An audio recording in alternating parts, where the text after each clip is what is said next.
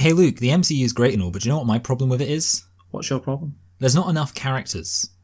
Yeah, in that it. is a big issue, actually. You have nailed it there, Michael. So is there a new character coming to the MCU? Well, yes, exactly. There is Deadpool of X-Men fame. Deadpool 3 is going to be an MCU movie with an R rating, confirms Kevin Feige. This is from Collider. So are you excited about the prospect of Deadpool 3 being an MCU film? No. No, me neither. Yeah, I think it sounds absolutely terrible because my big concern with the MCU has always been it just feels very tonally like the films don't really work when they're all just one massive ensemble, and this is just going to confirm that even more. So I hate it. Yeah, no, they're going to ruin everything. Yep. But I don't care, Michael. Because they've already had their big saga, the Yeah, Infinity exactly. Saga. Whatever so they point, do afterwards, who cares? Yeah, we're never even going to review another film by the MCU. Still got Yeah. all the ones they've already done. We're just going to do DC films like this one. Yes, exactly.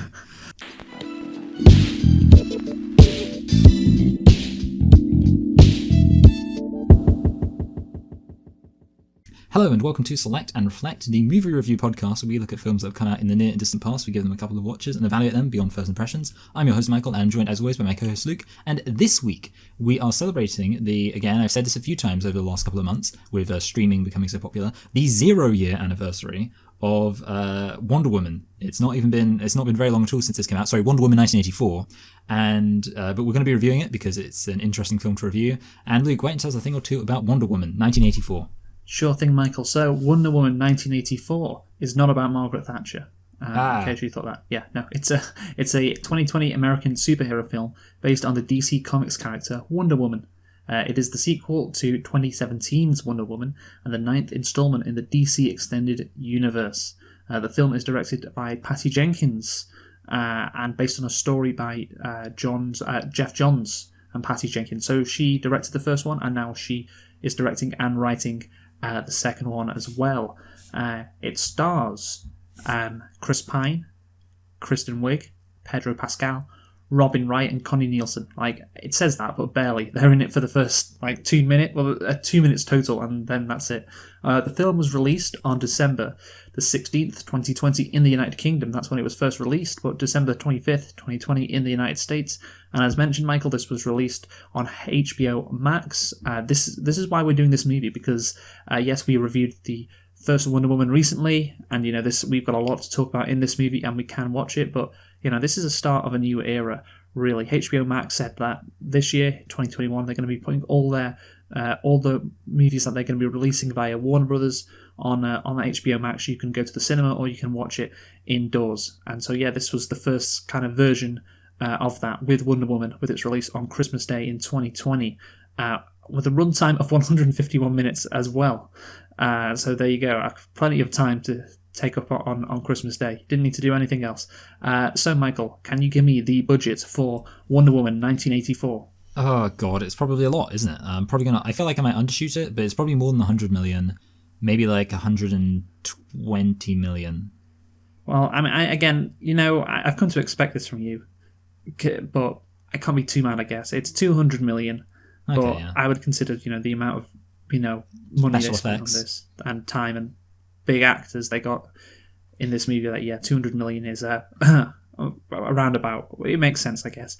But here comes the tricky part, Michael. Can you guess the box office? Oh yeah, this is going to be a weird one because it's HBO Max. So I mean, I don't know. Like I don't even know what the answer would be. Well, it's just the box office. Yeah, so from not the taking cinema. in what HBO Max made from it. So just the people who went to see it at the cinema. Okay. Yeah, across the world.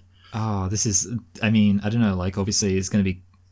How many people are going to be going to see this? God, 20 million. 131 million. Wow. So that's decent. So they probably made a profit on this, given the amount of people who would have watched it on HBO Max in the United States as well.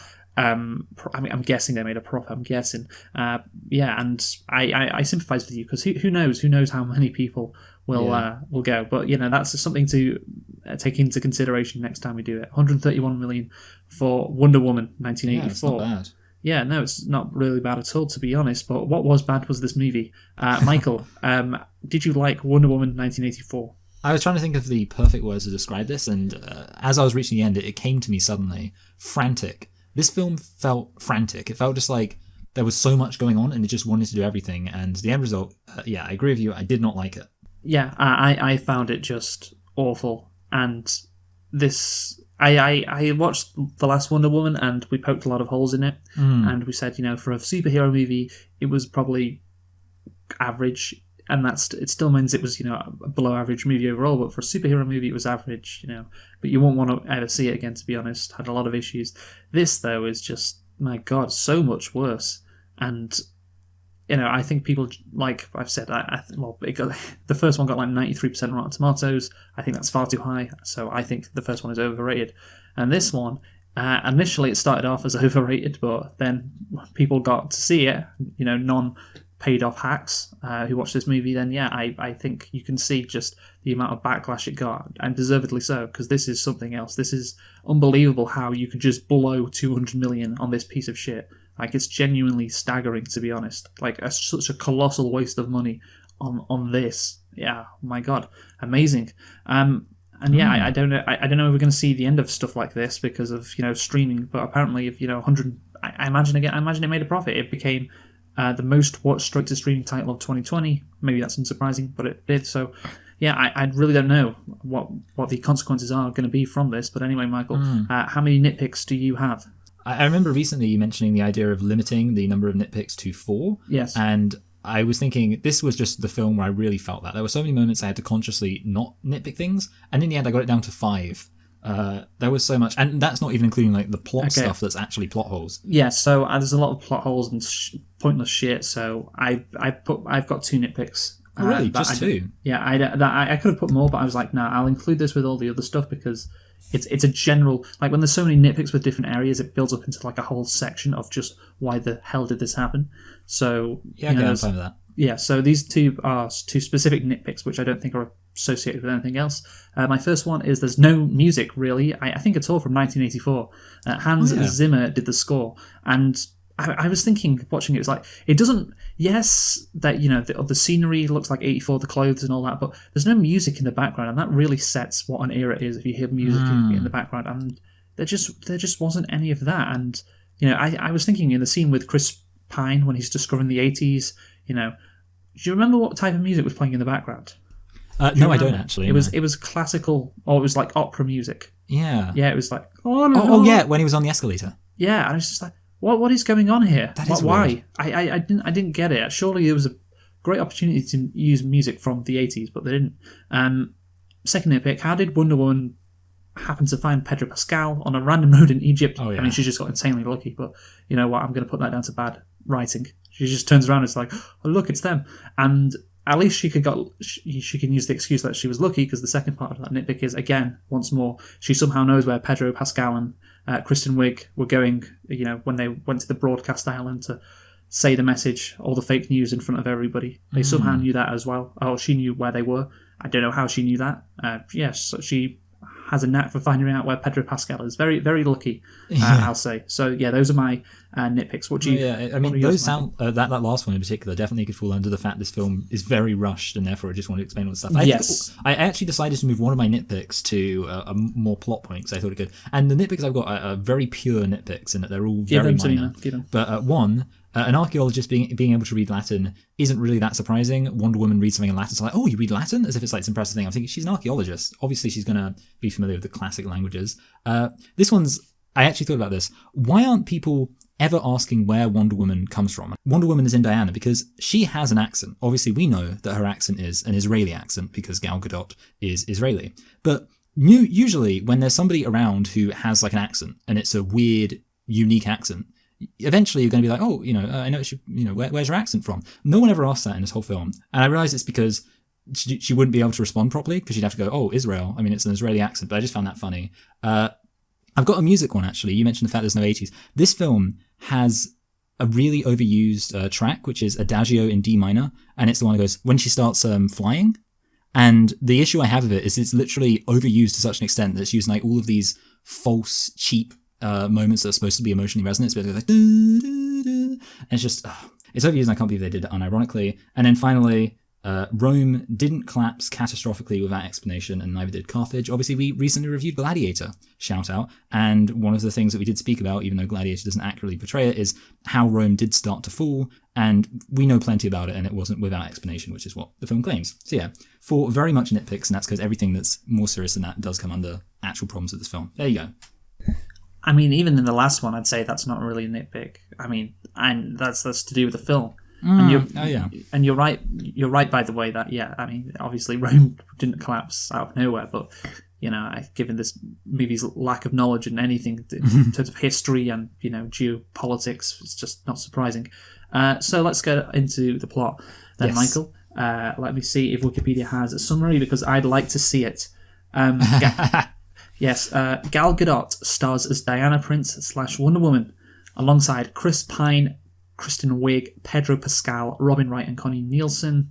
You're just listing the actors there. Set in 1984 during the Cold War, the film follows Diana and her pal Steve Trevor as they face off against Max Lord and Cheetah. I guess that face off. There we go. They face off against each other. That's a pretty simple explanation.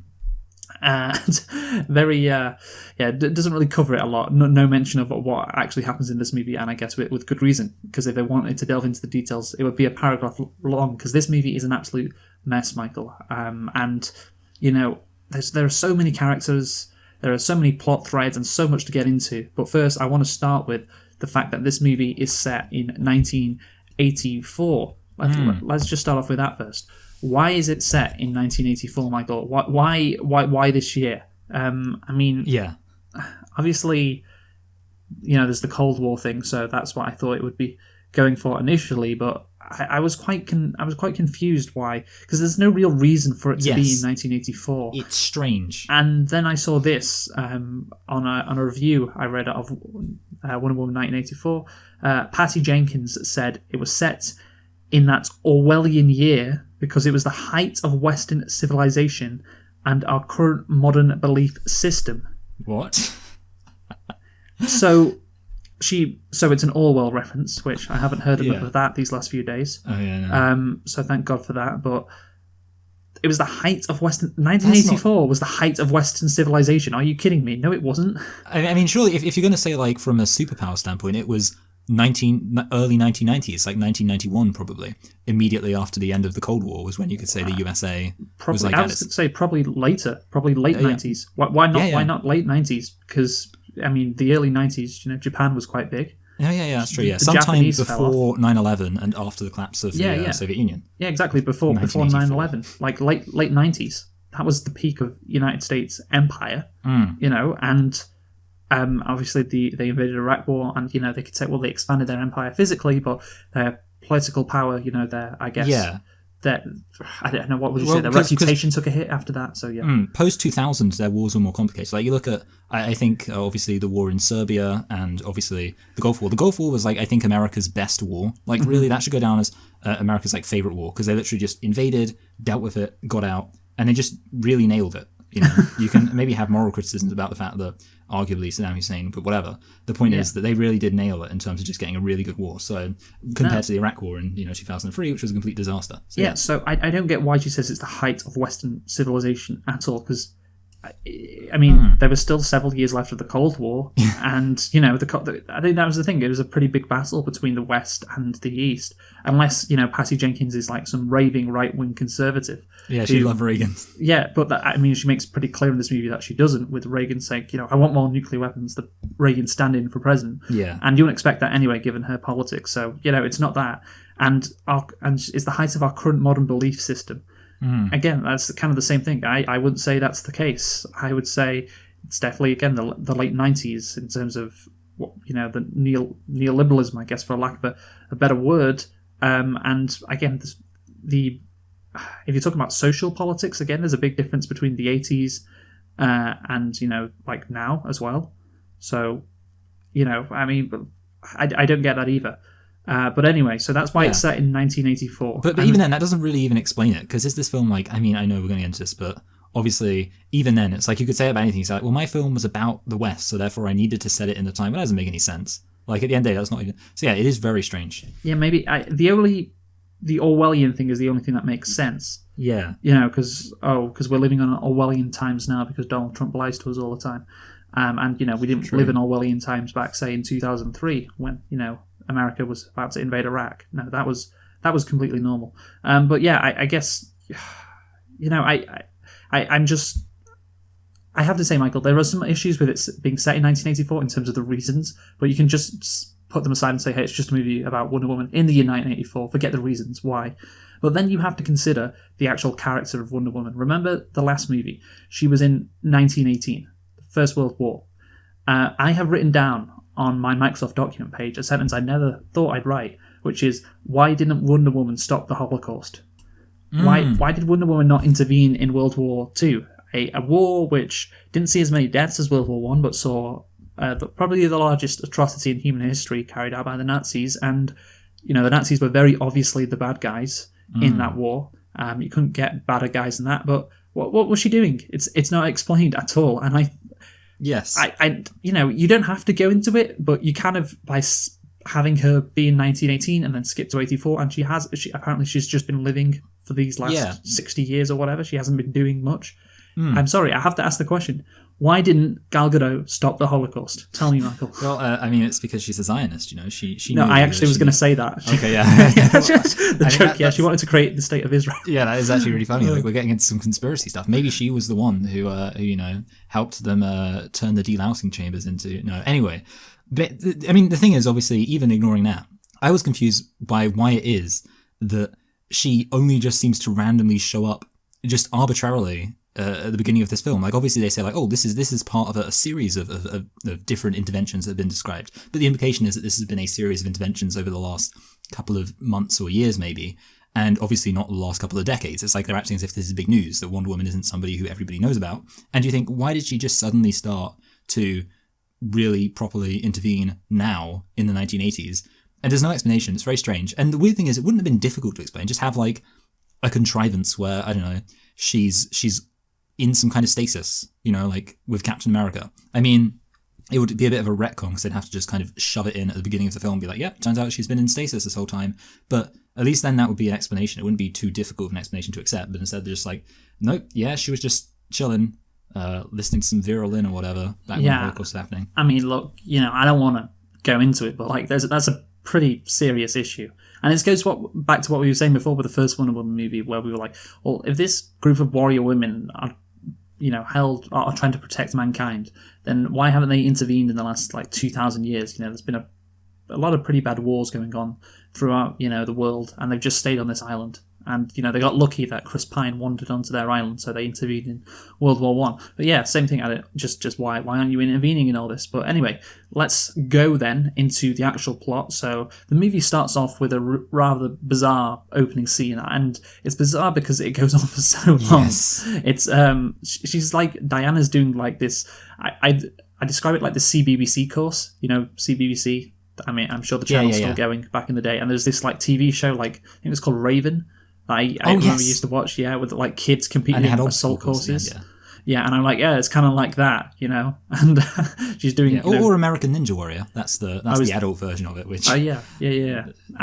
She's doing that, and it's not really that exciting, I will say. But she's about to win, and Robin Wright pulls her to the side and says, "You cheated. Truth is the only way," etc. Just a long list of platitudes which will be repeated over and over again throughout the movie. And I'm just thinking, well, wouldn't she have just been disqualified if she'd hit, because... Yeah, that's the funny thing about it, I thought, too. Just let her do it, and it's like, no, you don't need to pull her to the side. Yeah, and the funny thing is that Wonder Woman is angry, as if, I guess she's called Diana or whatever, is angry as if, if she had been allowed to throw the spear, that would have counted as a win. She's like, oh, if you would have let me throw the spear, I would have won. It's like, no... Well, they can. That's the thing. They can see you did not shoot the arrow and make the smoke thing go off, so you wouldn't have won. Didn't she know that beforehand? Yeah. Isn't she not aware? She can't skip it. Apparently, she thought she could just skip it. But yeah, obviously not. And here's what's interesting is after this opening, you get another opening where Diana is in Washington DC, and she's stopping at a robbery of a jewelry store and. So those are two openings, and apparently Patty Jenkins didn't cut either one of those openings, even though Warner Brothers wanted her to. So she refused to do that, I think the first of many bad decisions over the course of the movie made by Patty Jenkins, but it's just like, God, it takes so long to get into the movie. Just cut if you want to keep both of them in, so you can have that lesson. And, I guess Diana, it's important for Diana to spend some time on Themyscira as well, so we can actually get Robin Wright back in the movie and Connie Nielsen. But yeah, it's just like, it's a really prolonged, awful start, which is so unnecessary. My issue with it is it's exactly what films shouldn't do, which is basically when there's a scene which has no point, you're like, what was the point in that? And then you realize, the point was, I guess, that message there. And then you think, but that's not an excuse. You can't be like, oh yeah, I needed to have this point, the scene to do this one thing. Because it's like, a good screenwriter should have scenes be doing multiple things at once. And the issue is having a really drawn out scene that just has one thing that it's communicating, which is, that message of like, truth is the only way or whatever. It basically just means like, well, I don't want that. I want scenes that have multiple things going on. You kind of think, that's why, on the subject of the second opening, I know we're going to talk about villains in a second, but when they do the robbery and you have that guy who's kind of like the ringleader of the robbery, I was thinking, because he kind of looked like an interesting guy. He just had like a unique looking style, his hair and his face. I was thinking, he's going to be like some kind of villain later on. Like they're setting him up now so that he's going to do something later on. And he just didn't. And it's like, it's a very weird film, and it feels like every single individual scene has one thing it's going to, like, for example, when they go see the Mayan guy, and it's just like, you have that one scene, it's like exactly how you shouldn't write a screenplay. Every single scene just has one thing it's trying to do. And it's like, that's not how you make a good... And obviously that's why the film feels so cluttered. Forgot that scene. I forgot. Yeah, they go to the Mayan guy who's just in it for like 2 minutes, and then, right, we're done with you. Yeah. Or off. Yeah, and it is so many scenes and stuff that's going on. It's crazy. Well, let's start off, I guess, talking about the main, plot point, which is the wishing crystal. So this crystal, which you wish upon it, and, you get whatever your wish is, but it's got a catch, like a monkey's paw, which they say over and over again over the course of the movie. So this wishing crystal, it happens to be in this random store in Washington, D.C., and Diana has been working in Washington, D.C. for the last year, and also it arrives at Kristen Wiig's desk just 1 week after she starts working there. I mean, what a series of incredible coincidences, eh? Have you ever considered that the stone wanted to be found? Yeah, the stone wanted to be found, yeah. If the crystal had turned up in, say, I don't know, Cincinnati, Wonder Woman would be fucked. Pedro Pascal goes to Cincinnati, he's doing all his shit over there. She's over here in DC, she doesn't know what's going on. So, thank God it turned up literally right next to her. I do like the idea, actually, that Wonder Woman is just really bad at dealing with anything that happens. That's why she couldn't deal with the Holocaust. She was just like, oh man, like, if I happened to be in Germany, sure, I deal with it. Like, I'm all the way to here. Yeah. At the time, she was, in some ranch in, I don't know, Nevada. So, she didn't know what was going on. So yeah, just very, very lucky in that respect. Pedro Pascal is the guy who wants this wishing crystal. He's called Max Lord, but I'm just going to call him Pedro Pascal. Pedro Pascal gets this wishing crystal, and I don't think the actual concept of it makes sense, because, say for instance, he walks into this investor's office, and he says, "Hey, I hope you." Well, he wishes for him to get captured by the FBI or something. That's what he wants, and then it immediately happens. And I'm like, okay, I can understand you wanting to show it immediately happen, but the thing is, those FBI guys would have also been on their way to his business before he even wished it. And this is the problem. You have like missiles just appearing out of nowhere, and then going poof in the middle of the air. Like it does seem to me that these kind of things should be in the works for months. Like there's this Irish thing that happens later on in the movie where the best scene. The best scene, again, just completely fucking up the Irish-British relations, again, unsurprisingly for Patty Jenkins, doesn't know a thing about the world. But yeah, the Irish person is like, oh, I wish you lot would get sent back to your own country. Sorry, the English person says that to the Irish person, and then immediately the Irish person's about to be arrested. And I'm like, so the police were already on the way? Like, okay, they just appeared out of thin air. Okay, this is what we were dealing with here. And it seems like this is more than just like, oh, your wishes come true. This is like, you can just bend reality to however you like. Yeah. And the laws of physics don't apply, which is a bigger step forward than whatever you wish comes true. So yeah, I just had an issue with that. Also, it's a bit weird that like the way the twist works, like, or the kind of caveat, because they specifically mention monkey's paw, but the issue is it's not really a monkey's paw, because the whole thing, the monkey's paw, is that you wish for something, and then in a kind of ambiguous and clever and interesting way, the wish backfires. But in this case, it's just like you wish for something, and then something else arbitrarily negatively happens to you. Like Wonder Woman wishes that Steve Trevor's back, and then she loses her powers, even though those two things aren't related to each other. Obviously, well, do you know why that is? It's because you lose the thing that's closest to you. Is that, wait, where does it say that? Quite a few times, actually. Says that you lose, but that doesn't make any sense, because Wonder Woman's thing that's close to her is her power? Yeah, the thing that she values the most. And well, okay, that. You know, that may have been mentioned several times, and yet also I feel like that doesn't really make much sense, because, like, so Maxwell Lord's thing that was closest to him was his physical health. Did they set that up? I don't know. I think it was his son. Oh, really? Okay, so they just had, okay, that's even weirder, because then, like, the whole him having nosebleed stuffs. Yeah, okay, yeah. Well, but I think that was just. I think the nosebleed stuff. Again, it doesn't really make sense. It's just. I guess that's a byproduct of becoming the wishing crystal. Because the wishing crystal is always getting nosebleeds. Yeah, I don't know. I assume that was the case. It just that's not explained. That's there are a lot of things which just aren't explained, and that's one of them. Why does he feel ill? It's because he's giving all these powers, losing all this energy. Yeah. And then at the end when he's giving his wishes to everyone, he seems physically fine. So on the thing of the monkey paw thing, you are right. It is not that in a clever way things backfire on you.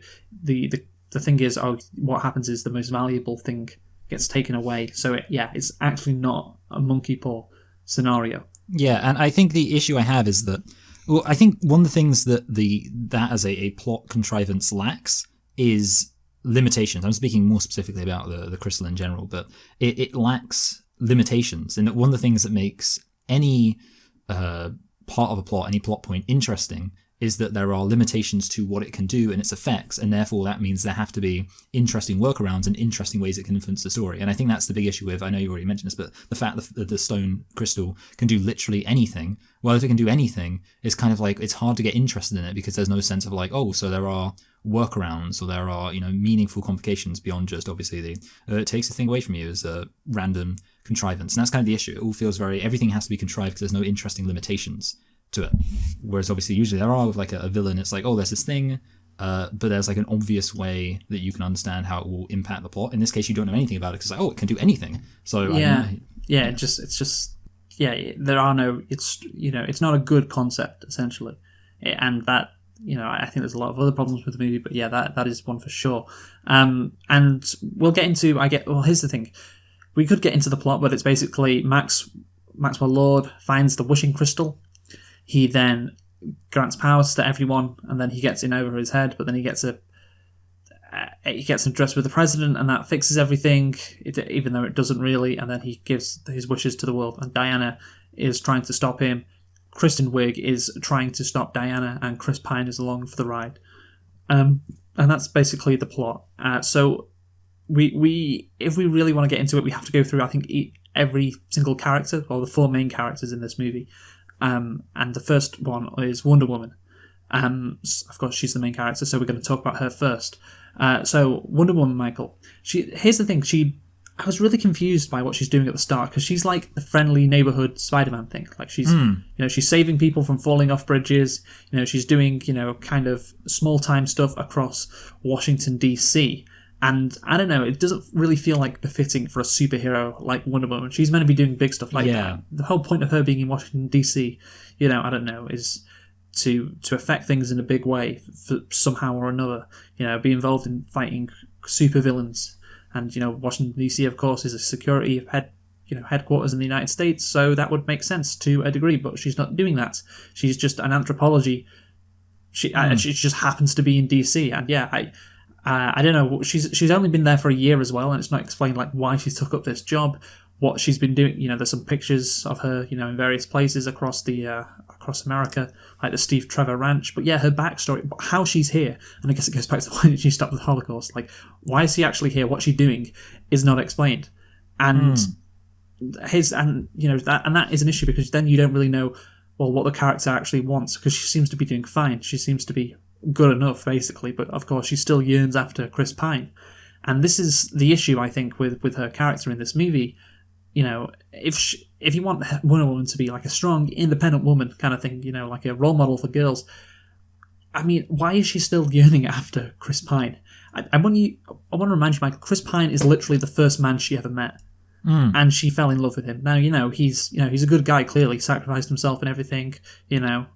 Chris Pine, he's a handsome guy, no doubt about it, but, literally the first man, and that's it. And she's been living like 60 years after. Yeah. And just nothing. It's all about this one guy who she knew for like a week 60 years ago. I know. And that's the thing about her character. It's like she wants him back. She gets him back, but then she can't let him go. Even though her powers are fading. But that's the thing. To me, it's like that's a really not a good, I guess, conflict for her to have. She should. I don't know what her arc could be. I'd have to think about it more. But like that is essentially her arc. It's like, oh yeah, it's not that she's unconfident in her abilities. Or she can't juggle time between being a superhero and, going about her daily life, like, say, Spider-Man 2 did. It's that, yeah, she just wants Chris Pine back. I just found that a really shitty way for her character to go. What do you think? No, yeah, I mean, I pretty much agree. In fact, I did a tiny bit of maths where I assumed Chris Pine was probably like 25, I would say. That's a rough guess, in Wonder Woman, which is set in 1917. And obviously it's 1984. And basically I was able to work out that Chris Pine would probably have been 92 in this film if he hadn't died. And I think that's a really interesting way of putting it into perspective, because it makes you realize how little sense it makes for Wonder Woman to still be missing Chris Pine. Because obviously the thing's supposed to be, oh man, if only Chris Pine hadn't died. Like, that's the only way that you could get invested in her wanting him to be alive. Like, oh, isn't it so sad that Chris Pine died? Doing that noble sacrifice. But that doesn't really work when, even if he hadn't died, he would be 92. And obviously it does reflect on the fact that it's absolutely ridiculous for her to still be obsessed with this guy. And you said you weren't sure what the character arc would be. I think if you're going to, if I had to kind of do this film while changing not too much and accepting the initial premises, then one thing they could have done is it kind of makes sense maybe that she would have weird ideas about love and men because she comes from Amazonia, where it's only women. So maybe you could be like, well, she only knew this, he was the first guy she ever met, and that's why she fell in love with him. And you could have her character arc being realizing basically that it's not good to be so obsessed with one man, basically a feminist message, like it's not good to be completely obsessed with one man. But instead, the film doesn't really do that. The film just says like, oh yeah, it's fine that she's obsessed with one man. In fact, it's a really meaningful and deep and interesting conflict that she's obsessed with this one man. And it's a real challenge for her as a woman to, she's got to choose between being a superhero who will save the day or being with this one man. And that's a real challenge. Who's not even in his own body. I know, yeah, exactly. Yeah, which we'll get onto later. But yeah. I do want to say, Michael, that's the thing. Her arc is, she needs to give up Chris Pine. That's what she needs to do. And she does eventually, of course. And, there's the end scene where she's talking to the guy who Chris Pine was in his body. And, she's like, oh, everything's beautiful. The world's okay. And so, yeah, she's finally gotten over him, I guess. But that's even weird because it's like the person she falls in love with is the person who... Oh, yeah. So it's kind of weird there. But still shows she's obsessed with him. But the thing is, it should be obvious. It should be like, yeah, obviously you should get over him. Obviously, you should have gotten over him like 5 years after he died. Like, again, you only knew him for a week, and in 5 years, usually 5 weeks after he died. I don't know, but like certainly not 60 years later. It is just the most stupid character arc, and that's the thing. It's like if she was like murdering somebody, and it's like, Diana, you can't murder people anymore. And at the end of the movie, she stops murdering somebody. Obviously, it's not that extreme, but it's like, obviously she should get over it. Obviously, she shouldn't be doing that. Obviously, she shouldn't be yearning after Chris Pine for so long. So it's a really bad arc, and it's quite anti-feminist, like you said, which is very weird for this movie, but it is. And, it's shocking that Patty Jenkins and Gal Gadot, who also produced this movie, Patty Jenkins wrote it, didn't come up with a better arc for Diana in this movie. That's the thing. At the end of the movie, she puts on the golden armor that was given to her by the Amazonians from her culture, if you remember that great line. And, I don't know how it got there, but, it is there, and, she uses it to fight Cheetah. And I'm thinking, well, why did she put that on? Because it would make sense if she's like, oh, I can't live up to, my ancestors. I can't live up to this warrior. I'm meant to be like this warrior who sacrificed herself. I can't do that. But then she she does it, and that wasn't her arc throughout the rest of the movie. Again, she's very confident in her ability. She doesn't question herself ever, kind of like the first movie. But yeah, it's very weird to put on a suit at the end, because it's like there is no setup, so there is just no payoff. It's like, yeah, I'm going into battle with this suit now. Great. Like her abilities weren't being questioned. She wasn't questioning whether she could live up to this warrior. So that didn't pay off either. Anything else to say on that? You know what, Luke? I think it's actually a pretty good idea to have that be her struggle of like living up to the identity of the Amazonians, and having obviously her putting on the suit of armor be a representation of that. I think it's a good idea. I think one of the issues with Wonder Woman's character, it goes back to the fact of like, why is this set in 1984? This film, despite taking place 60 years or whatever after the events of the previous film, 65 I guess, feels as if it's just like a standard sequel that's taking place like a few years later, which is very strange, but I don't want to get into that too much. The main issue I have with Wonder Woman is, I was watching this, I was thinking, her secret identity is just terrible, and one of my general issues with these DC films so far is that the secret identity aspect has been completely ignored. And obviously you look at a film like Spider-Man, or the film series Spider-Man, he is the best hero because he has a secret identity. And even if you're not invested in like the action and whatever else, you're invested in his interpersonal struggles and his drama and stuff like that. This film, it just, Wonder Woman's, I guess, Diana's secret identity just feels completely boring. And it was like, for a minute I was thinking like, oh, it's kind of funny, isn't it, that she doesn't wear a mask? Obviously Superman's famous for not wearing a mask, and people think, oh, how do people not confuse Superman with Clark Kent, or realize they're the same person? I think the reason why people don't ask that in this film is because Diana doesn't feel like a separate person to Wonder Woman. So yeah, I thought the secret identity was really lacking, and that made it so it was very difficult to identify Wonder Woman. And actually, just one other thing on that note, the bit where she says that benefactors are insincere if they expect any kind of attention it just makes her come across as a bit of an arsehole. Like, obviously, we know that Maxwell Lord is the villain, but does Wonder Woman know that with certainty? Or is she just kind of suspicious of him for some reason? And given that, like, if there's any doubt, to just be like, oh, well, you're a piece of shit because you want to have a party after, being celebrated after giving all this money to the thing, just makes her look like a complete dickhead. And it was just like, I thought that was a weird thing not to look into. I don't know. I mean, I didn't really focus on that. He probably was a dickhead. Like, he's this guy off TV who's a businessman, rich. I mean, he seems like a dickhead. So I don't really mind. I should say, I guess the more thing I'm thinking about is like, I'm not necessarily offended on Maxwell Lord's behalf, but I'm kind of like, it just makes her come across as a bit like in reality, if someone said, like, oh wow, that's really socially awkward. Like, imagine you're just like hanging out with someone, even if the person you know is like a dickhead, you're hanging out with a dickhead and a woman and the woman just says, yeah, I think that people who want to celebrate parties are just terrible people who are selfish, whatever. You just be like, ooh, that's awkward. Yeah, so okay. It just makes her, and I think that's another thing. Yeah, it could have been a character flaw of her that she's a bit socially awkward, but instead it's just like, oh, she just does these things. And she's perfect. Yeah. She's perfect. Really, yeah, she doesn't have any flaws. And like you say, it would be great if she had that thing about, or the arc about living up to her, the ancestors, living up to the previous greats of her culture. But yeah, that just isn't there. So the gold suit is awful. Really has no payoff. They could have used that for the third movie, which they probably will, because that lady is coming back who played Wonder Woman originally. Apparently, so yeah, why not wait for that movie to pull it off? But anyway, so Kristen Wiig now, her character is Barbara. She is Cheetah. She eventually becomes Cheetah, and wow, this character is bad. Like, wow. The most stereotyped character ever. This nerdy girl who can't wear heels and drops her papers. What radicalizes her, of course, is all the street harassment she gets, and the fact that she wants to be as powerful as Diana. She can't go back to what she was before. She doesn't want to be powerless, but I mean, okay, that's fine. That's not a bad thing for a villain. It's pretty simple by the numbers, but here's my issue with that kind of motivation. That's not the movie's theme.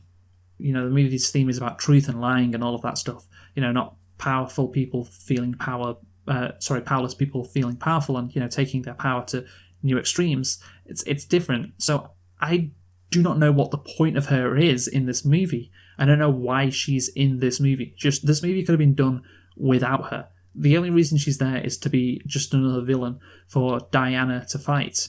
And of course, the payoff is we get that great fight scene, which is literally a cat fight at the end.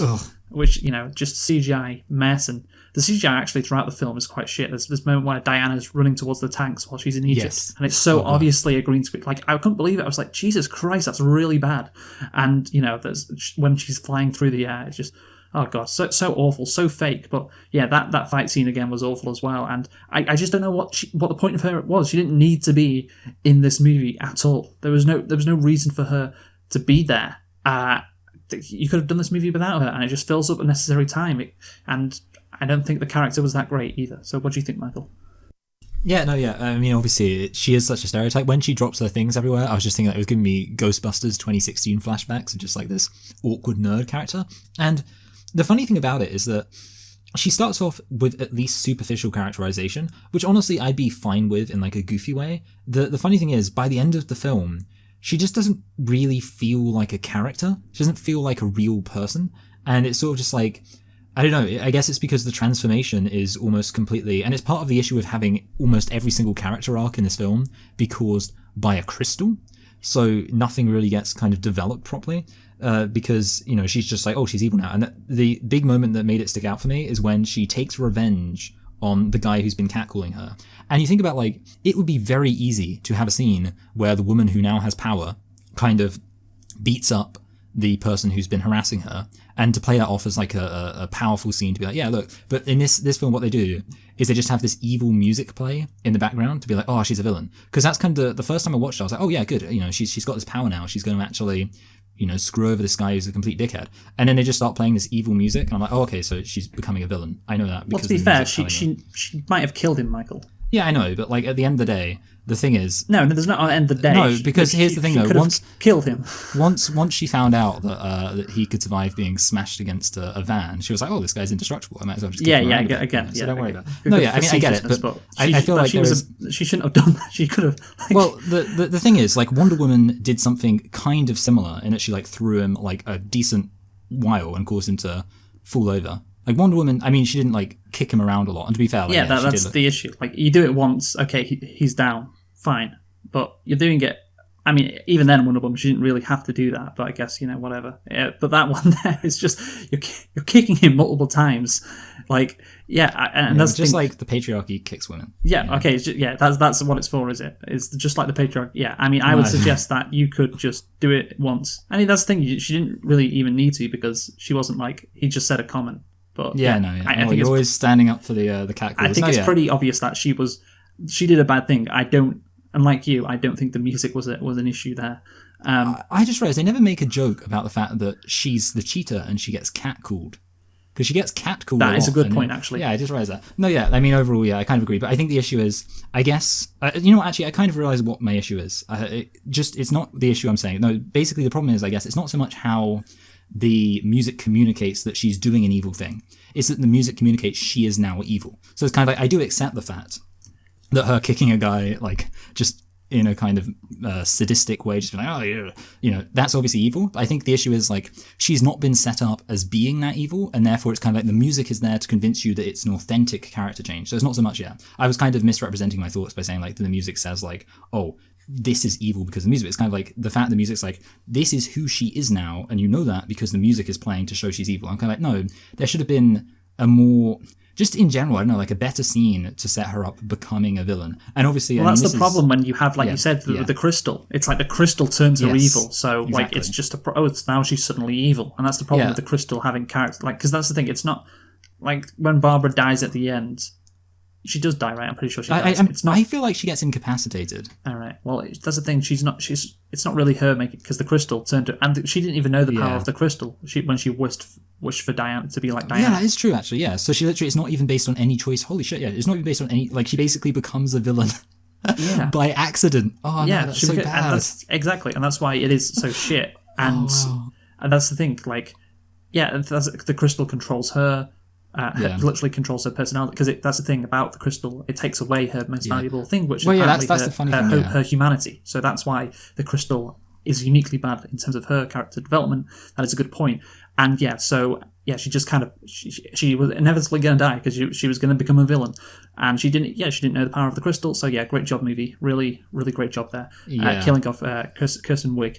But now, Michael, I think we should get into Chris Pine, Chris Pine's character. Yes. Steve Trevor. That's Yes. the character name, Luke. Steve. Yeah, I know. keep reminding I've said it before. So I Steve know, Trevor. yeah. So I said Kristen Wiig didn't need to be in this movie, and I would argue that Chris Pine didn't need to be in this movie, considering he died in the last movie, and Yes, considering that the arc involving him shouldn't have been in the movie in the first place. Wonder Woman should have got over him, but he's back, baby, he's back. And what is, of course, crazy is it's not actually him; it's some guy, and Chris Pine is in his body.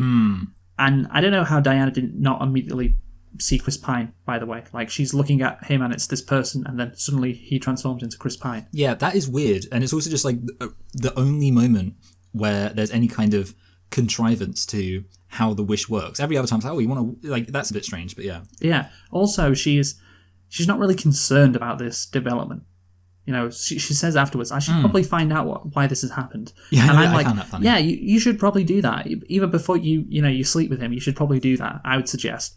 But she has no ethical qualms either about, Chris Pine basically stealing this guy's body. You know, is this guy conscious or not? Is this a get out situation? Is he like in the sunken place, if you will? Like, I don't know what's going on, and she doesn't know what's going on, and she's just like fine with it. She kind of almost does a scene where they almost treat it as like a joke. They're kind of like joking, like, "Oh yeah, he's a pretty great body, isn't he?" Or like talking about it like as a joke. And you just think, like, imagine actually being in that guy, like half conscious in your own body, just watching people talk about you in the third person like that. It's weird. Yeah, well, that's the thing. At the end, he appears, and it's clear he doesn't remember any of it. But yeah, she doesn't know that. Or he does, and this is his plan for revenge. Oh my god, he's the villain for the next one. Well, this is what I'm going to talk about now. This is from Wikipedia. The plot point of Steve inhabiting the body of another man, credited as Handsome Man, great, was criticised for putting his body into dangerous situations and being used without his consent. That's a good point. He could have been shot multiple times, Chris Pine. He could have died, and you're just killing an innocent man who didn't want to do any of this shit. And of course, the body being used without his consent, including a sex scene between Diana and Steve. Criticism was aimed at the film's lack of acknowledgement of what happened to the man while Steve was inhabiting his body, as well as Diana and Steve not appearing to consider the issue of consent. Yes, that was not considered at all, was it? But it's a man, so it's okay. We have no worries about this, do we, Michael? Even if Steve coming back, but in another man's body, was not any of the characters' intention. The Mary Sue described the event as rape and strongly condemned it. Jenkins replied in agreement to a fan's tweet that tries to explain there were no issues with the plot aspect, that the film was following the trope of a body swap, similar to Freaky Friday. Bonnie Burton, writing for CNET, stated that while this may not have been Jenkins' intentions, the body swap trope may not be as politically correct in the current period as it was in the 1980s. Yes, I would say that, because that's the thing. You could have just had Chris Pine appear next to her when she says, "I want him back," and she could wake up the next day and Chris Pine could be knocking on her door. You did not need to have Chris Pine come back in another person's body. I don't get that. I don't get that at all. Why did you need to do that? And it's very obvious. Sorry, I just say it's very obvious the issues of consent and rape and whatever. And I think maybe Patty Jenkins skipped past it because it was a man. I have no idea, but I said that kind of flippantly. But I think that may be the reality, because it is pretty bad when you actually think about it. No, yeah. Also, I mean, kind of as already hinted at, the fact that in Freaky Fridays the whole body swap thing is the point of the film, whereas in this case it's a completely unnecessary thing in there. So it's kind of being oh, it's a trope. Well, something being a trope. If anything, that's usually a criticism. If you say oh, that's a sexist trope, would Patty Jenkins just be oh yeah, it's a trope. It doesn't matter. It doesn't matter that it's something being a trope isn't an excuse. And then also in this case, it didn't even need to be there. There was no reason for it to be there. So it's kind of just well, why do you put it in there, and why didn't you ever give any consideration about it? I also agree the fact that Wonder Woman doesn't even think about anything, it makes her just come across as very dumb and kind of, I guess, emotionally immature. And obviously, big shock, she's still obsessed over a guy she knew a week ago, for a week, 60 years ago. She's a bit emotionally immature. But the fact that she's just oh, it's the guy I like. Oh, I'm gonna kiss him and cuddle him and let him plow me. But then only afterwards she's maybe I should actually think about the situation a bit. And then obviously, she never has any kind of moral issues about it. But even just the fact she never even has any intellectual considerations for it until after she's done the deed. You just think why did she not consider just the fact oh, this could be suspicious? It just makes her look really dumb and doe-eyed and innocent. And again, this wouldn't be a problem if that was the point of the film, but it's not. So it's weird that it's there. Yeah, and like you said, no moral criticism of it. No intellectual thought about it from Diana. Or maybe not. Like the consent thing, and also should you, I guess, be putting this guy's body in harm's way? Just no thought about it. Yeah, it makes her seem very, very dumb. But that's because the people writing this movie were very dumb. That's why. So yeah, there's that crazy thing to talk about, really. But there's more craziness to come in terms of like 80s cliches, I guess, that should have stayed in the 80s. But there's more, Michael, on Chris Pine. I had to talk about this, I guess, theme of him just being amazed by stuff. Like, there's this 5-minute segment of Chris Pine just being absolutely blown away by things in the 1980s. Like, he can't comprehend trains, even though he was literally in one of them in the first movie. Like, he was in one of them. Remember when they were going to fight in Belgium? Oh, yeah. They got on a train in London. And I'm just like, how are you that dumb? Like, how are you...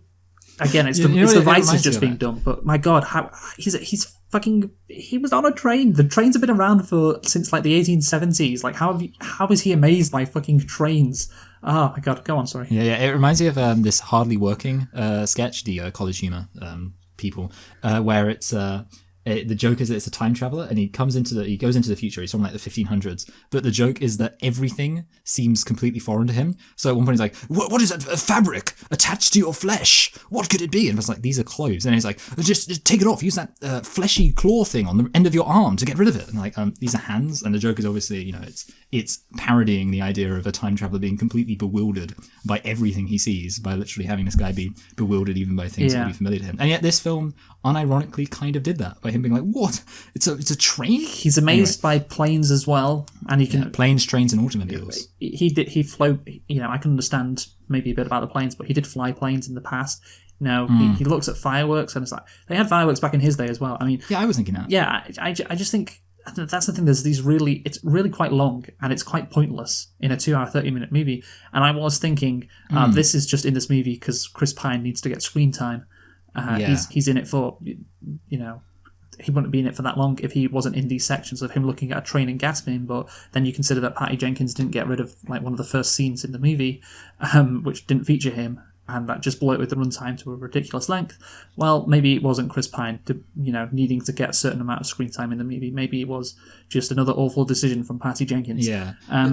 We haven't mentioned the scene of him trying loads of clothes on. That felt so out of place. It's just like, it's trying to be... It's kind of funny in a way because obviously... Well, that's what I'm talking about. Yeah, why is it that, isn't it? Yeah. I guess that's part of it. But yeah, the specific just scene of like the montage, because like obviously there's a slightly different tone between him looking around at everything in the montage. But it's kind of funny that people were saying that the romance aspect was one of the more authentic, believable aspects of the original film. I would say the romance was fine in the original film. I wasn't like blown away by it, but yeah, it was like fine. The funny thing is, in this film, it just comes across as like not believable.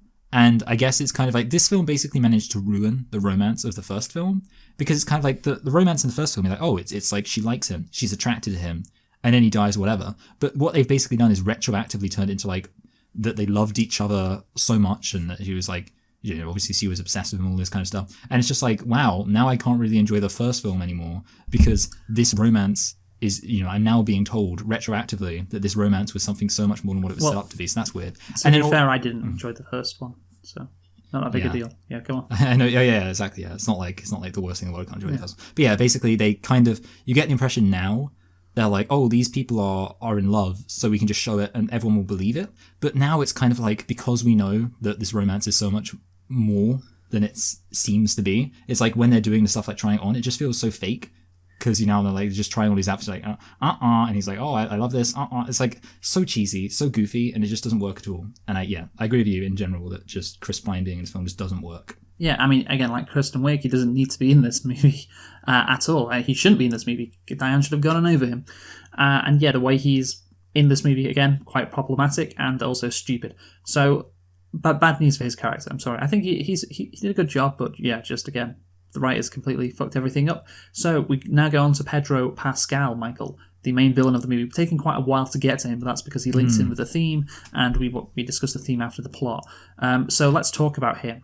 He is a Donald Trump stand-in. I think that's quite obvious. There's this bit where he says he's not a con man, but he's a television personality with a plan or something like that. And, I guess there is differences to Trump. fact that he's likable, and Trump doesn't care about his sons. Pedro Pascal, that's his main thing. He wants his son to love him and respect him. So yeah, he succeeds in getting the wishing crystal, and then he gets rich after that. But the thing is, I don't know what his motivation is afterwards. Is it to give everybody their wish, to be the richest man on earth, to be more powerful than anyone else? I guess there's a lot of different motivations he could have. So he gets half the world's oil supply. That's pretty clear. But then he wants to go on TV and grant everyone their wish. And I'm just like, well, why does he do that? He says he wants to give people more, but that seems to be at odds with his initial motivation just to be successful. And you can't really... what the monkey paw thing for him is the fact that he loses his son, like he loses connection with his kid. So it's not like the monkey paw thing is now he wants to give everyone his wish and he's not concerned about becoming successful, because that's a different thing. And you could maybe argue, well, he is now the wishing crystal, so the wishing crystal is inhabiting his body, and the wishing crystal is now making him do these things, making him go on TV and give everybody their wish, because that's what it wants to do. Because apparently it's got a mind of its own, but again, that's not communicated, and I don't know. That's just a theory I've pulled out of the air as to explain his motivation, not communicated at all. So I don't. And that would also fall under the category of literally the inanimate object, just as with Cheetah, the inanimate object is the main motivation. Yeah. Which is so just terrible. Yeah, again, there's no evidence for that, so I'm not going to say it is the case. So if that isn't the case, then it's just he wants to give everybody his wish. Like his motivation changes halfway through the movie. Like that's the thing. He's having all these issues with I guess the FCC is like, hey, you promised everyone to be a part of this. You got to let them in, have some of your money. He's got loads of people banging on his door to his office, and he's really stressed out about everything. But he's like, I know, I'll go and see the president. Get me an audience with the president. So he does that, and then I'm thinking, well, I don't know really why you do that. Maybe it's to fix something, but then it's like, no, I want to go on TV and tell everyone they can have their wish. And that's at odds with, I think, the reason why he wanted to see the president in the first place. But then again, I don't know. Again, it's just, it doesn't make sense. His character does not make sense, unfortunately. And I think Pedro Pascal does a good job. But again, just a lack of clear motivation really confuses this for me. What do you think? The thing about this film is that it, as kind of mentioned already with Cheetah, in the way it sets up something of her being a nerd and all this stuff, and yet then it's kind of just like jumps the shark and just goes way too far with it without establishing it properly to the extent that by the end of it you feel like it's no longer a character. And that happens exactly the same with this guy too. Basically, it starts off like, oh, this could be an interesting villain, like an interesting guy. He's kind of a down on his luck businessman who believes in this power of positive thinking thing, the idea that if you truly want something to happen, you can bring it into reality. That's an interesting idea, and it would be interesting to see this guy, kind of become a villain, and he could potentially be, a sympathetic villain, because he's basically been sold this kind of, maybe it's a capitalist neoliberal lie that you can succeed with hard work and a can-do attitude. There's loads of stuff you could do to make a really interesting villain. And then it just goes like too far. And this is, I said at the beginning, like that this film felt frantic, and this character is the center of what I mean by that, because he's just like, okay, let's go here, let's do this. And it's like, there's never any explanation, never any moment. And to me, it starts off immediately, right at the beginning, right at the beginning of him becoming a villain. He gets the wishing crystal, whatever it's called, and he says, just immediately, without missing a beat, just, I want to be you, the rock, and or the crystal. And it's just like, that is such a weird wish, and the reason why it bothers me is it's kind of like, it feels like the kind of thing where a wish that weird should be like the escalation. You'd think it would be like, he starts off, he has this thing, and obviously this, you'd have to get rid of the whole idea of it being like just one wish, because that would be strange. But, he starts using it, and then eventually he develops into a point where he's so obsessed with this idea of, again, build on the fact that he's into the idea of positive thinking, that you can create things, you can do things just by wishing them, that he basically starts incorporating that. And eventually he reaches the point where he's so obsessed with this idea, he says, I want to be the one granting wishes. And then, that happens, and then he does it, rather than just being immediately like, oh, I know exactly what I want. I want to become you, a rock. A big rock. That's what I want to be. And it's just such a strange wish. And, it sounds like a minor point, but it's just like, it sets up the fact that the things this character does are so strange and weird that it completely ruins any chance of him being like an interesting character. Like, he's just like, yeah, let's rock. Now let's go to Egypt. Okay. I'm going to help you become, the leader of this emirate or whatever. And I'm going to steal your stuff. It feels like he's just making things up as he goes along. And it's just terrible. and I don't like it, and I hate it. Yeah, you made a good point that Pedro Pascal really is the embodiment of this movie's problems. He goes from place to place really frantically without logic, without motivation, and yeah, that's how the movie feels like. A lot of things don't make sense, and Pedro Pascal is at the centre of all of that. Makes sense because he is the main villain. But let's now talk about the theme, Michael. And the theme involves Pedro Pascal, like I said, so that's why we waited to talk about him. And the theme is basically that you can't lie to people, because then if you do, what happens is that the truth is no longer around, and the lack of truth means your civilization will collapse, because apparently that's what happens to the Romans and the Carthaginians, etc., etc. And it's just like America as well. It will collapse if we believe Donald Trump's lies. That's the message. I don't think it's any more difficult than that. Pedro Pascal is literally at the end of the movie appearing in front of a White House podium, giving fake news via the TV, saying, "Oh, do you want more? You can have more." All of that stuff. And the central theme, of course, nothing good comes of lies. Only the truth is right. And yeah, obviously, no doubt the theme was employed because of Trump, since of course he lies all the time. Basically, Diana has to save the day because she's a smart, highly educated woman who doesn't take shortcuts. And, puts in the work, unlike Pedro Pascal and Donald Trump as well. And she has her lasso of truth. She eventually. Everyone understands that Diana is right as well, just like we'll understand one day that Trump is wrong. There's the problem with this line of thinking is that the reason things go badly is that the crystal has this, again, it's not a monkey paw effect, let's just say it is because it's quite simple. If it didn't, then the crystal, I think, would be pretty great overall. Haven't you seen Bruce Almighty though, Luke, when everyone gets their wish? Yeah, everyone gets their wish, yeah. That's what I was thinking about when I was watching this. Like when it's like I was expecting like a line about everyone won the lottery. Remember when it happens? Oh, yeah. I know, right? You can't give people stuff because they'll just abuse it. But I'll get into that in a sec. Yeah, I do think that the reason the thing is, like, if say Diana had the wishing crystal and she could grant people's wishes and because she's a good person, then that could be useful. But then it's the monkey paw effect thing. That's the problem. But the outright saying that, oh yeah, wishing for stuff, that's a lie. You're feeding people lies, and only the truth is right. It's like, well, if it didn't have the side effect, well, not really. Like, you could make the world a better place. And I'm thinking about how this line of thinking is essentially, well, it seems to me, Michael, because who is Diane? She works at a very prestigious academic institution. I can't remember what exactly it is, but she works there. Yeah. She's the opposite to Pedro Pascal, isn't she? She's the complete opposite. And I'm thinking the line of thinking that is the quote unquote correct line of thinking in this movie. If it was transformed into a politician, it would be someone like Elizabeth Warren. Basically, you shouldn't take any shortcuts. You be a wonk, study. Don't believe in the con men who tell you can have it all because you can't. What we need is people who tell the truth, who get stuff right, who work hard. Again, that's the thing. I wouldn't say. I'd say Warren specifically because of the no shortcuts thing that Diane learned at the start. Don't take shortcuts. So yeah, what do you think about that, Michael? No, yeah, I agree. She definitely gives off that kind of energy, and it's very strange. I also found it weird how within the logic of the film, it almost seems as if nobody wished for something unselfish, which is both a really bleak view of humanity, but also kind of strange because then the logic is that every single person changes their mind and agrees to renounce their wish at the end. I bring up the fact nobody wishes something unselfish, because if they did, you'd think somebody would have wished like, oh, I wish that everything would go back to normal, or I wish there'd be world peace or something like that. The logic of the film is like, oh, everyone's allowed to wish what they want, so there's about to be nuclear war. And you're like, okay, so nobody wishes for something that would prevent that, nobody wishes something better in the world. It presupposes that having this mentality of, oh, I'm going to get it quickly, I'm going to get it easily, means I'm going to do the wrong thing. As if, you can't achieve good results easily. That, there has to be some complications to it. And that's, basically Wonder Woman's attitude. And that's why she gives that big speech about how, that reality is beautiful, really, when you think about it, isn't it?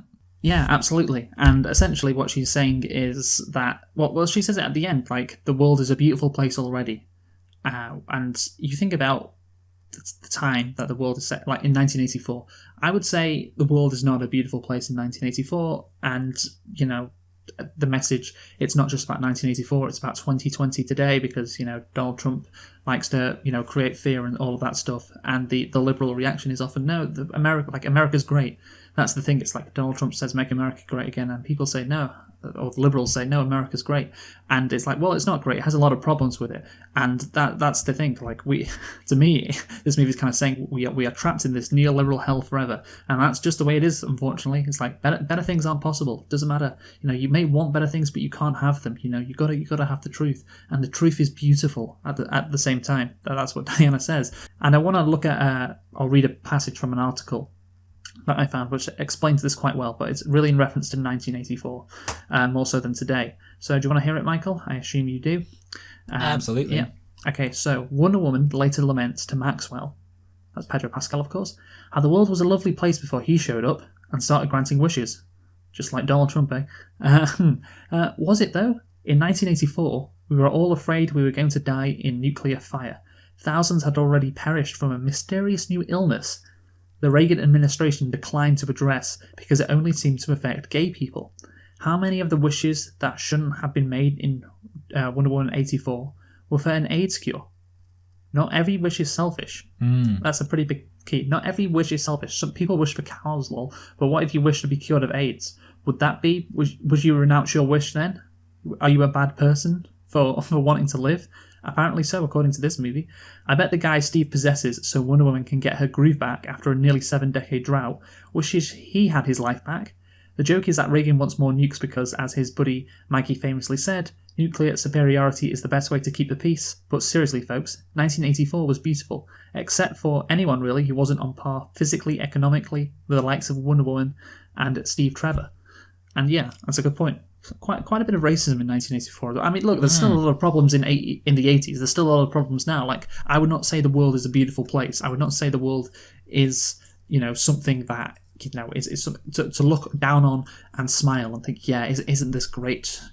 And again, it's why I did. And this movie's reaction to Pedro Pascal, or Wonder Woman's reaction to Pedro Pascal more specifically, again, it's the same reaction that liberals had to Trump in 2016. Yeah. It's like, no, America is great already. And you can look at their situation, say, with healthcare, for instance, that's a big one. Their situation with racism, they've got a lot of bad things going on, as we do in our country as well. Like, a lot of things that need to change about the world. And yeah, but maybe for people like Patty Jenkins, the world is okay.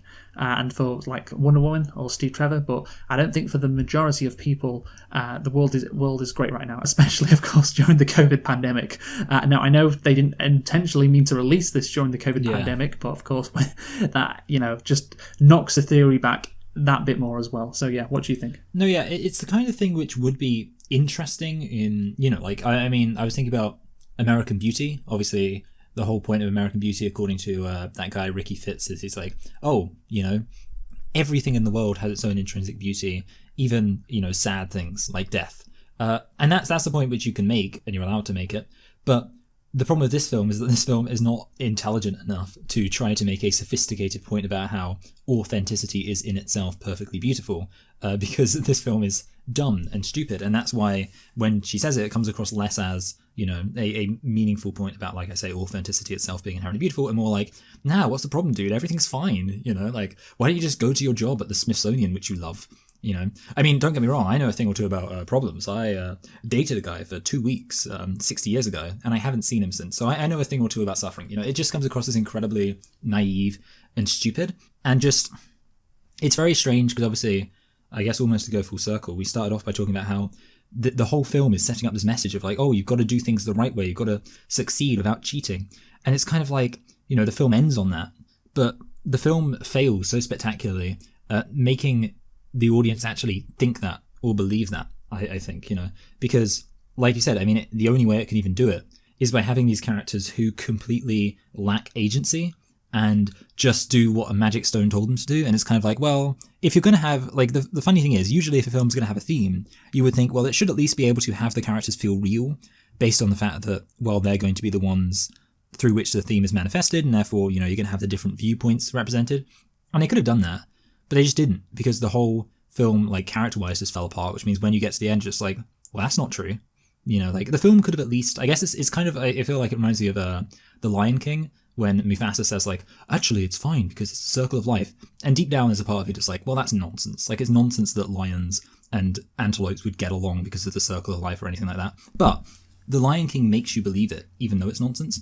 And I would say, like... To be fair, that is like a natural process, and it is also a kids' movie. So, yeah, well, I think it would have been good if Mufasa said, well, it would be cheating if the antelopes didn't want to be eaten. The fact antelopes are eaten is beautiful. But, like, the point being that there are films I can think of which I thematically disagree with, but I still enjoy the films because they actually make me believe their themes within the context of the film, even though I wouldn't agree with them in reality. So the film could have done that, but it didn't. So it's not like it's double wrong.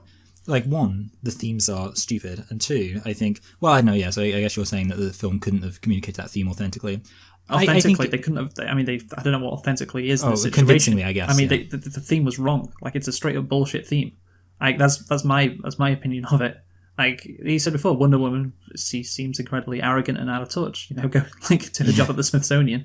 Like, oh yeah, no, the world is beautiful. And for some people, it isn't. That's the thing. I can't. And yeah, there's nothing that will. You can present it however you like, but there's nothing that will stop me from thinking that this theme is trash. Yeah, trash theme, Michael. Trash theme. Well, I mean, yeah, I've not seen anything that would make me believe this theme. But you know what, Luke? I'm not as close-minded as you. I think, I say to the directors of the world, surprise me. Keep making films with this exact theme until you get it right. I'm not as gullible as you. How about that? How about that? The old back and forth. Yeah, see, I don't swallow up propaganda that easily, man. You know me. I'm about real. What goes on in the real world. That shit don't work on me. Hold on, yeah, you're saying that you're about what goes on in the real world. Are you saying that you like it because it's real and it's not lies? and it's not fake. Exactly, it's truth, and the truth. Oh, sorry, but can we just say that speech goes on for so long? The fucking platitude after platitude after. It's so weird. God, I mean that's the thing. That is like essentially, it's kind of liberal ideology, just meaningless platitudes. Like that's it's a central plank instead of like, focusing on real issues. And so yeah, it doesn't really surprise me. So yeah, I really disagree with this theme completely. Well, what about an alternative scenario? Wonder Woman says, listen, Maxwell, you don't have to try and succeed because I believe in a universal basic income, which means that you don't have to sink all of this money into these get-rich-quick schemes because you've got a basic security net. And also, you don't have to worry about oil because we can go and use renewable green energy. Do you think you would have preferred that if she presented policy-based solutions? Yes. Said, people, you don't need to wish for cures to illnesses. Well, that's because his with son a does it properly at the funded end. National Health Service. His son. What does his son say? It's like, I love you, whatever, Dad. And I mean, she doesn't really. His son doesn't offer policies, but it's like, yeah, like.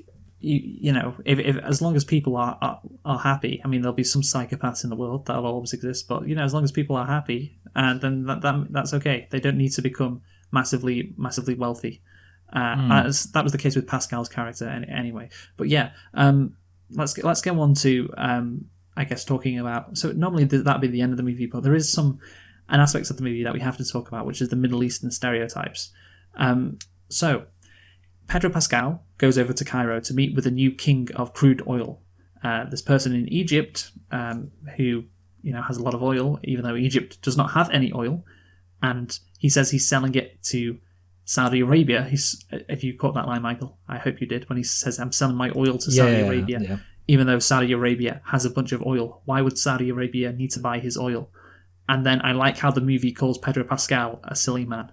Just delicious irony. Just, God. No, Patty Jenkins and whoever else wrote this. I'm sorry, she's just the director, so that's why her name comes up. You are a silly woman. Huh? See what I did there? And yeah, again, unsurprising. She just doesn't have a clue about anything. She doesn't have a clue about the Middle East either. But here's where the movie gets a bit interesting, Michael. It does really get a bit interesting because you know what happened. So they have this conversation and about the oil and it's like ridiculous. But then Pedro Pascal asks the Emir of Egypt, "What is your ultimate wish?" Remember what he says, Michael? He says it's something about getting his original land back, his ancestral land to be returned, and the heathens that reside there to be gone, so its glory may be renewed. Something like that. And immediately questions spring into your mind when he says that. Since Egypt doesn't have any sort of, thing going on like that, it makes you think of, well, what's really going on here? What other Middle Eastern countries, or what other person in a Middle Eastern country would say something like that? Say something so evil like that? And who would be the heathens in this scenario?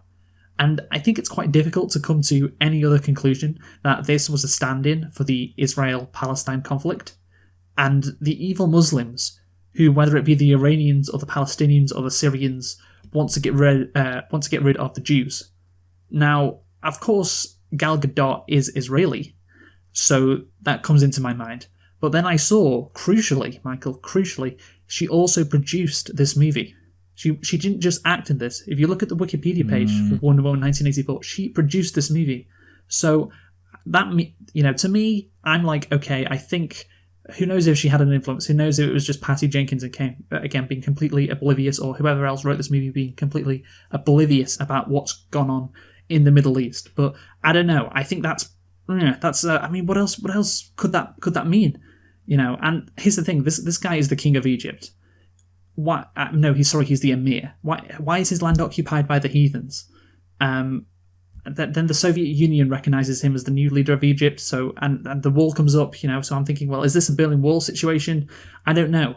That could be it as well. But it's an absolute mess. And I don't know, why would a wall spring up when he says he wants his land back?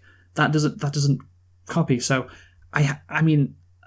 It seems like an absolute mess. I'm not really sure what they're going for, but that's the thing. I have to imagine that the only explanation is it's a stand-in for the Israel-Palestine conflict. What do you think, Michael? I don't know. See, this is a classic example of everything else in the film is so weird and unhinged and makes no sense that it's kind of like, on the one hand, I want to retreat to the old classic, never attribute to malice what can be attributed to incompetence. But on the other hand, who knows, maybe the entire incompetence and unhingedness of this film was just there to prime you to not read anything into it, just so that when this moment happened, the superficial, subliminal message would get through, because you wouldn't be trying to find a reason for it. Because you think, this film's got no reason so far. Guess it's just a funny old Egyptian man. Yeah, I don't know. I mean, honestly, it's weird. And well, can I just read to you a bit from this article? Okay. Oh, I do want to hear this. Okay, yeah. Yeah, this is from one called Roxana Hadidi, who, writing in Slate, said, the movie presents the Emir of Egypt as a monarch, and he is referred to as Your Highness. But Egypt was a democracy in the 1980s. Basically, she's criticising this movie's depiction of the Middle East. What's more, Emir is a Muslim term that hasn't been used to describe Egyptian leadership in 1,000 years. Emir is nearly exclusively a descriptor used in countries like Saudi Arabia and the UAE. His character's costume, like his identity, is confused as well. She also says, the woman of Wonder Woman 1984's Cairo, including a young girl who Diana saves from a speeding truck, we'll get onto that in a bit, all wear hijabs and niqabs. But during recent Egyptian history, wearing those items was actually a topic of widespread debate, as the country struggled to determine what level of Islamic faith should be in the country. Also, Wonder Woman 1984 continues this strange rearranging of historical fact when the narrative leaves Egypt. When an Iraqi man tells Lord the Soviets have sided with Iran, this is Maxwell Lord, sorry, the Soviets have sided with Iran, Iraq is preparing to defend ourselves as unrest spreads. Maxwell Lord grants his wish by giving him weapons to defend his country. No matter that, 1984 was the middle of the Iran-Iraq war, during which both the US and USSR backed Iraqi President Saddam Hussein, who didn't need the assistance of a magic stone to purchase fighter jets, combat helicopters, mortars, tanks, guns, missiles, and thousands of other arms from the Soviet Union. Why even include this throwaway character? Or another scene later on, when a well-to-do white woman in DC ushers her husband inside their apartment telling him there's a riot at the Saudi embassy.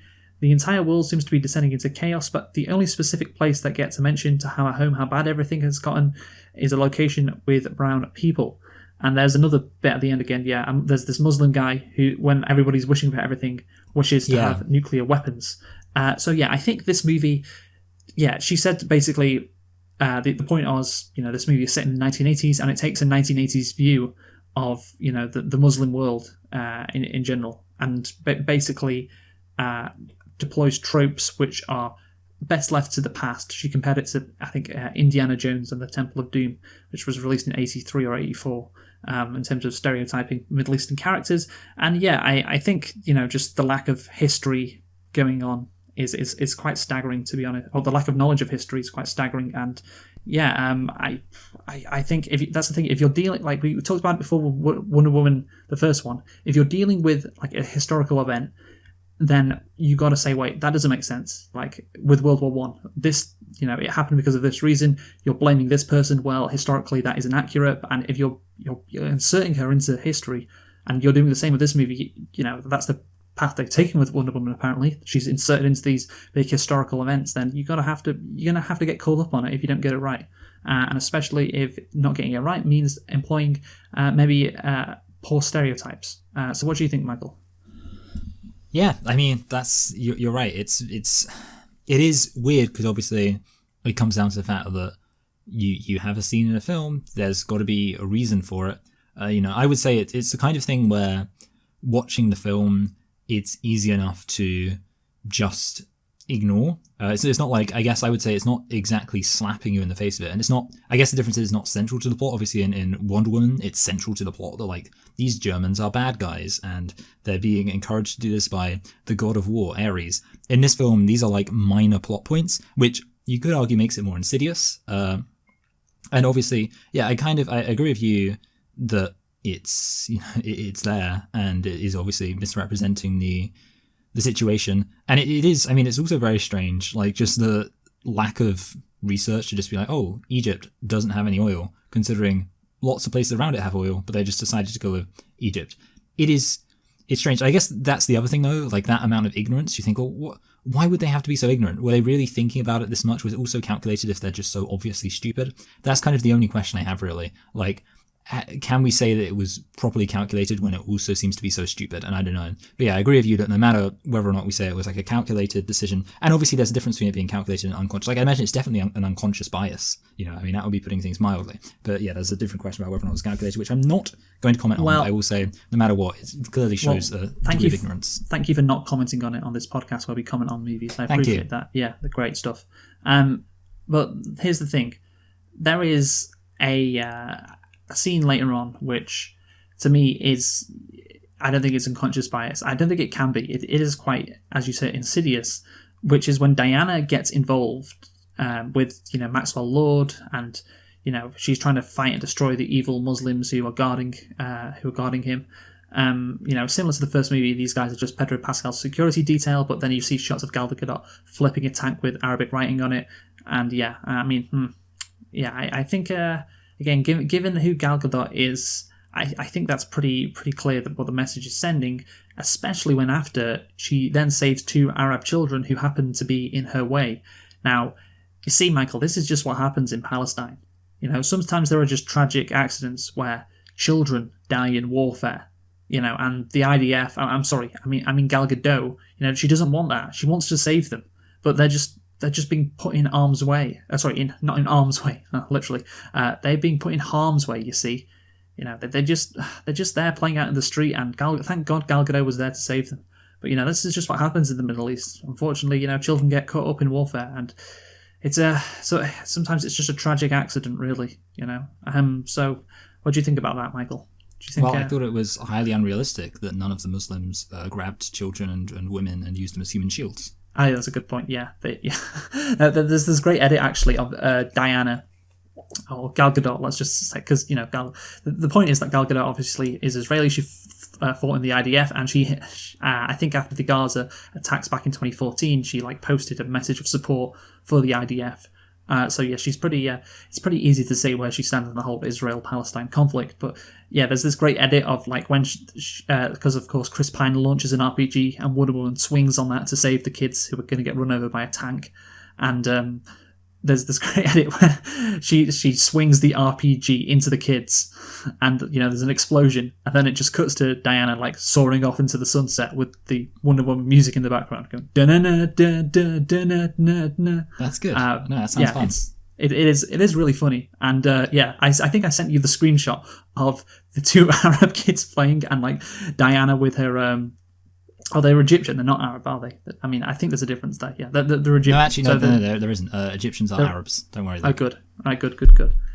So the 2 Egyptian kids are playing, or Arab, whatever. And the screenshot is Diana has this lasso with an RPG right aimed at them, and of course, it's funny because of what happens over there in Palestine, and I don't.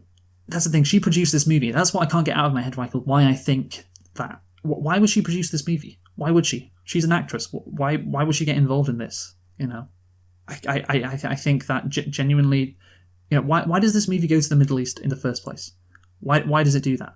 Why the hell would they have a reason to go to the Middle East? Okay, Pedro Pascal is interested in oil, but there's a lot of oil in America. There's a lot of oil, in South America as well. There's oil everywhere. So I do think that there is something to that. And you can call me a conspiracy theorist if you like, Michael, but then you consider how much influence, the Jews have. Just say it, Luke. I was going to say the CIA. Oh yeah, okay. Not Israel. I was going to say, you consider how much influence the CIA has in movies. Could the IDF have influence the same level as the CIA? Probably not. But when Gal Gadot's in the movie, well, they've got probably a better chance of that being the case. There's just a better chance, obviously, because she used to work for them. Mm. So I don't think it's unreasonable, because many people aren't really aware of, I guess, how much intelligence agencies are involved behind the scenes of Hollywood movies. It's crazy how much the CIA or the FBI can get involved in just banal Hollywood movies to make their organizations look better. So I think it's not unreasonable, Michael. It's definitely not unreasonable to suggest that there was maybe a bit of pro-IDF propaganda in this film. Anything else to say? Well, no. I mean, I think you've pretty much covered it. I would pretty much just be reiterating things you say. I think the main issue here is that Gal Gadot is really sexy, and the issue is I'm not really going to be able to, criticize her until there is an equally sexy Palestinian activist. So I think what we need is, Palestinian women to step up, and just because Gal Gadot, she's just so hot, and that's the main takeaway I get from this, because she's so stunning and brave, and I think that's the thing. Gal Gadot, she really is just everything that just she's such a stereotype, which I guess is ironic because talking about stereotypes. She's an attractive woman, and she was in the IDF. That literally feels like a meme. We need more women in the IDF. She just she feels exactly like we didn't mention it in the first movie because it's it wasn't really relevant. It wasn't relevant to World War One. The conflict in Palestine and between the Israelis. And, there wasn't a scene where she came in and was just stopping off in England, just gotta make sure the Balfour Declaration happens. Yeah, exactly. And now in this one, it involves the Middle East. It involves, this Arab guy saying, "Ban the heathens from this land." I'm really excited for Wonder Woman. See, now you've said this, though, I'm kind of excited for Wonder Woman 3. Because I hope you're right, because I genuinely think, if this happens in Wonder Woman 3, it gets more extreme. I mean, obviously there's... Hey, maybe it will. Yeah, that would be great. Wonder Woman 3 is just going to be literally straight up. Just the IDF come to rescue at the end. Yeah. She teams up with the IDF. Yeah. That's the ultimate endpoint that we dream of. But okay. So I think we should conclude now, Michael. Do you want to go first, or should I? Yeah, I'll go first. Why not? Right. So this film, actually, I was kind of surprised by. I was gonna say this right at the beginning, and then I didn't because we moved on. But you had a lot of contempt for this film. It sounded like when you first started speaking, which I found funny because a lot of the opinions I've heard. In fact, I was going to send you a video that I saw called. It said Wonder Woman is kinda great. It was by, I think, High Top is the name of the guy who did it. Anyway, and I was like, I might send Luke this because it's funny. What a terrible take. But I watched a bit of it. I didn't watch all of it, but they were basically saying Wonder Woman's kind of great because it's sort of goofy. And I was like, okay, yeah, fair enough, whatever. And then obviously you were just talking about how much you hated this, at the beginning, and obviously since then talking about how much you hated it. And I was like, you probably would enjoy, in the sense of absolutely disagreeing with it, this video about how Wonder Woman was kind of great. Because for me personally, I would say I'm probably between those two viewpoints. I mean, I'm kind of making an assumption. It just sounded like you really hated this film. Whereas for me, I'm kind of 50% of the way between really hated it and 50% of the way between found it very goofy but in an enjoyable way. And that's pretty much... I guess that the big twist, though, is I'm probably going to say it was worse than any other... in fact, actually, I am rating it very low. I didn't realize this. I'm going to say it's worse than any other DC film, which, of course, is funny because the original Wonder Woman was better than any other DC film. But, oh, goodness me. I think. See, actually, it's a real shit show down here in the where I'm looking. I'm looking at Dawn of Justice. I guess I'll say it is. I'm probably just going to put it right next to Dawn of Justice. Yeah, I'm going to say it's worse than Dawn of Justice, and it's better than Cats. This is low 2. Actually, it's kind of middling 2. So middling 2 out of 10. So that's actually not a great rating. But yeah, when you take everything into account, though, just thematically, it's a mess. Characterization, it's a mess. Plot-wise, it's a mess. Like, the whole film is just a mess. And, yes. And I guess, that is really a 2. It is an absolute mess. You've got too many characters, for one. Same problem as Spider-Man 3, as people have pointed out, with a really bad message, in my opinion, bad racist stereotypes, historical inaccuracy, and just a lack of knowledge about politics, a lack of knowledge about pretty much anything outside America. And even within America, by saying the world is beautiful, of course, but the combination of that it makes for quite unfortunate scenes, I would say, in this movie. Of course, I've said IDF propaganda. It may have been unintentional. It may be subconscious. That they wrote that stuff in, but I have a hard time believing that, considering you don't realize how much of this stuff gets or how much intelligence agencies, how much influence they have in Hollywood movies. It's really surprising, but it's reality. We can't close our ears to it, and our eyes as well. And yeah, I guess overall, with what all I've mentioned, the awful anti-Trump message, which as I've said, America's already great, the world's already beautiful. We should take the truth. Things can't get better. It's awful. The stereotypes as well are there, and I guess it's the logical endpoint to the SNL-esque Hollywood liberal backlash to Donald Trump. I think about all the SNL skits I've seen about Trump of like, he's a con man, he's a bad businessman, all of that kind of shit. That's what they really love to harp on about. And that was, of course, Pedro Pascal's thing. He's not really a businessman, he's a con man, yada yada. And thank God Wonder Woman's there to save the day with her truth and her I don't know, just the truth. The truth is all you need. But yeah, just a pretty damn terrible movie all around. There's no redeeming features at all, I think, apart from some of the performances. Say Pedro Pascal, he did really well, I will say. So yeah, well done, Patty Jenkins. Somehow you managed to absolutely blow this movie, a £200 million budget, or dollar, sorry, and this is what you come back with. Unbelievable. And I'm going to give that. I mean, that's the thing. It's unbelievable but it's like, how people? How do you mess this up so bad? Like how do you go through the stage of writing this, put that all together, and like, yep, we're done.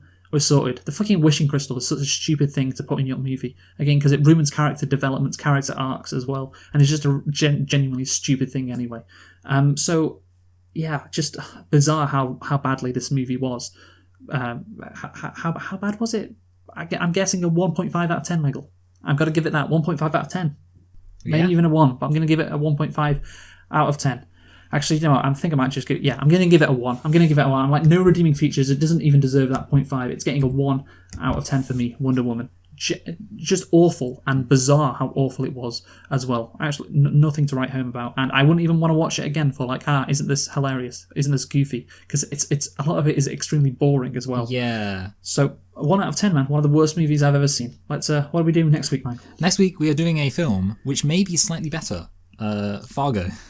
Fargo, yeah, hopefully it'll be slightly better. Yes. Yeah, 25-year anniversry. I don't know, because I haven't seen it 20 times before. Okay, right.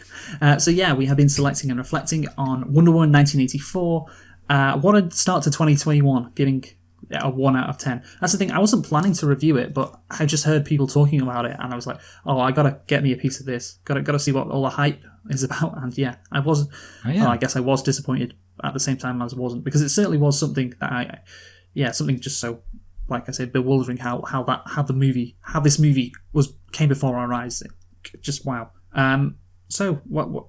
Yeah, that's it, Michael. Yeah. Sorry, I'm still kind of lost for words. £200 million, and you had so much time, and this is what Jesus Christ. Right, what are we doing? We've already said it, Luke. Yeah, sorry. Yep, my mind is just gone thinking about this movie, and it probably won't be the same for at least a week. So yeah, join us next week for Fargo. Who have you been, Michael? I've been Michael. I've been Luke. Thanks for listening, and goodbye. Goodbye.